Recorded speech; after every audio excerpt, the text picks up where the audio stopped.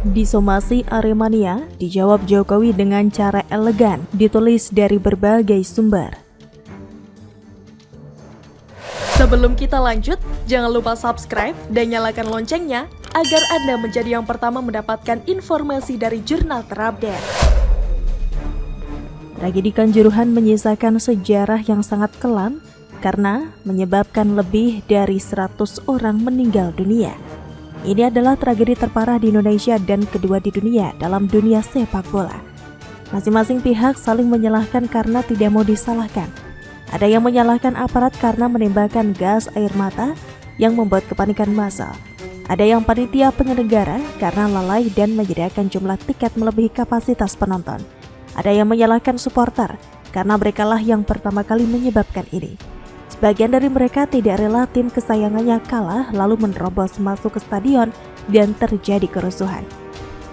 Memang, kalau mau disalahkan, maka yang pertama kali disalahkan adalah penonton yang masuk ke stadion dan mengerusuh. Mereka yang pertama kali harus bertanggung jawab. Kalau mereka sportif, bisa menerima kenyataan dan tidak bertingkah sok jagoan, maka kejadian ini tidak perlu terjadi.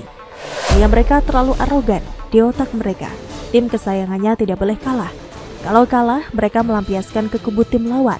Entah itu melempar botol, kendaraan dilempari batu, gaya preman dan sungguh menjijikan. Maunya menang terus, padahal tidak ada tim sepak bola manapun yang tidak pernah kalah. Mereka pikir timnya sehebat tim Shaolin Soccer yang tidak bisa kalah. Cukup banyak yang sepakat bahwa oknum supporter yang menerobos masuk ke stadion adalah biang keroknya dan harus ditangkap, diadili dan dihukum. Kalau mereka sportif dan mau menerima kekalahan, semua ini tidak perlu terjadi. Tapi banyak yang membela ulah mereka, bahkan Jokowi pun diseret-seret. Supporter Arema yang dinamakan Aremania melayangkan somasi kepada Presiden Jokowi untuk meminta maaf atas tragedi Kanjuruhan. Aremania juga menggugat Menpora, Kapolri, Panglima, TNI, DPR RI, Ketua Umum PSSI, Direktur Utama PT LIB, Manajemen Arema FC, dan Panpel Pertandingan Arema FC. Bahkan surat somasi yang mereka layangkan ditembuskan ke pengadilan internasional di Belanda dan FIFA di Swiss. Aremania meminta 9 tuntutan, yang mana salah satunya adalah menetapkan tersangka. Jika 9 tuntutan tersebut tidak dikabulkan dalam tempo 3 kali 24 jam, Aremania menggugat akan menempuh jalur hukum sesuai dengan undang-undang yang berlaku.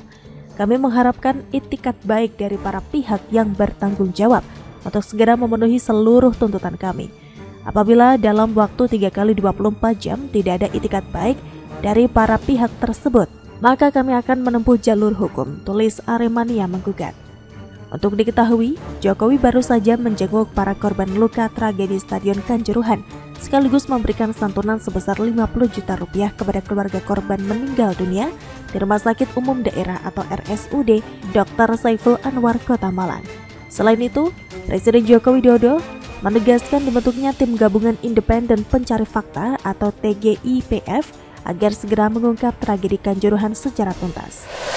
Dalam kunjungannya selama 35 menit, Jokowi juga menyampaikan sejumlah hal pada pasien, bahwasanya semua biaya akan ditanggung pemerintah.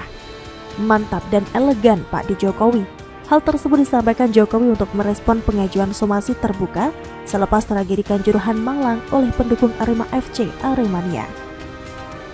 Arogan, tidak sadar ulah supporternya yang memulai duluan karena bertingkah kekanak-kanakan tidak mau menyadari akar masalahnya.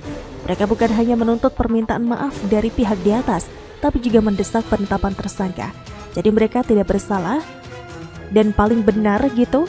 Dari semua tuntutan Aremania, tidak ada satupun dalam poin tersebut yang mengindikasikan pengakuan bersalah dari mereka sendiri. Padahal biang kerok masalah ini adalah mereka sendiri. Dasar muka tembok tidak tahu malu. Tuntutan Aremania terkesan arogan, semua pihak dianggap bersalah, kecuali mereka sendiri. Pantesan mereka ini dikecam dan layak dibubarkan. Tidak bisa dibayangkan jika supporter tim lawan diperbolehkan menonton.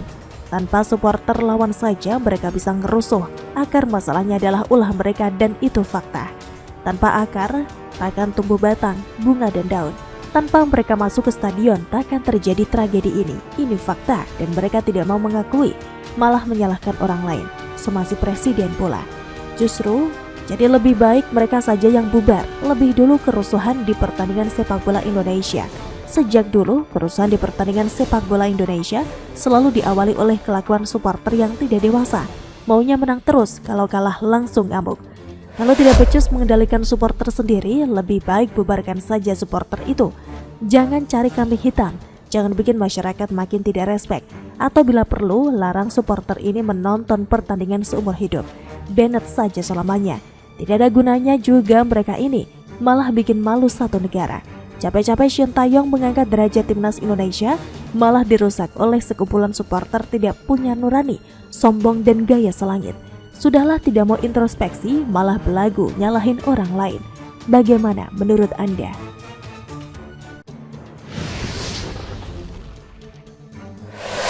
Bak ketiban durian runtuh, Nasdem pilih Anies jadi capres. Denny Sregar sindir telak Demokrat dan PKS begini.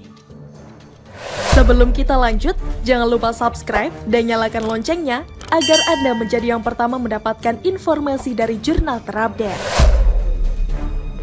Pegiat media sosial Denny Sregar lagi-lagi berkomentar terkait Partai Nasdem yang mendeklarasikan Anies Baswedan sebagai calon presiden atau capres pada Pilpres 2024. Diberitakan Partai Nasdem resmi mendeklarasikan Anies Baswedan sebagai capres 2024 yang akan diusung pada Pilpres 2024.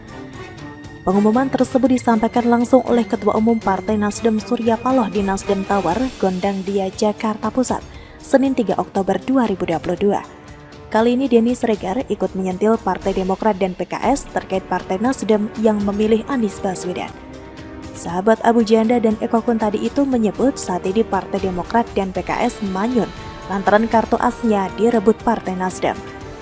Surya Paloh, "Hei, gua punya kartu as nih, Jangan macam-macam ya kalian." Demokrat sama PKS pun manyun, kartu asnya direbut Paloh. Tulis Denny Sregar lewat cuitan di akun Twitter @DennySregar7, Selasa 4 Oktober 2022 pukul 11 malam, dikutip dari tribuntimur.com. Cuitan Denny Sregar disertai emoji tertawa. Sebagai informasi tambahan, sebaris dua petinggi Partai Nasdem sumringah dan bangga saat Surya mengumumkan Anies sebagai capres dari partai mereka. Tapi di beberapa sudut tidak bisa disembunyikan wajah lainnya tiba-tiba memucat seperti orang yang lesu darah, seperti baru tersadar akan satu hal tapi terasa sudah terlambat. Senyuman yang dipaksakan tersungging karena merasa harus mendukung keputusan ketum yang berbeda dengan suara hatinya. Ada panggilan untuk loyal, beradu dengan adanya kekhawatiran akan keputusan yang salah. Ini tidak ubahnya seperti memberikan jerat tali di leher mereka, lalu mereka dipaksa melonjak dari tempat duduknya.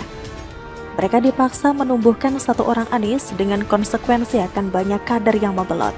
Tapi mereka tidak berdaya karena sucinya titah sang ketua. Dan benar saja tidak lama setelah deklarasi itu, ketakutan itu pelan-pelan menjelma menjadi nyata, horor dan berkepanjangan.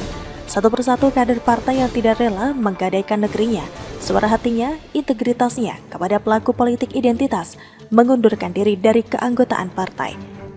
Bukan menjadi awas, partai sepertinya tidak mau tahu, atau memang sudah kepalang basah dengan keputusan ini.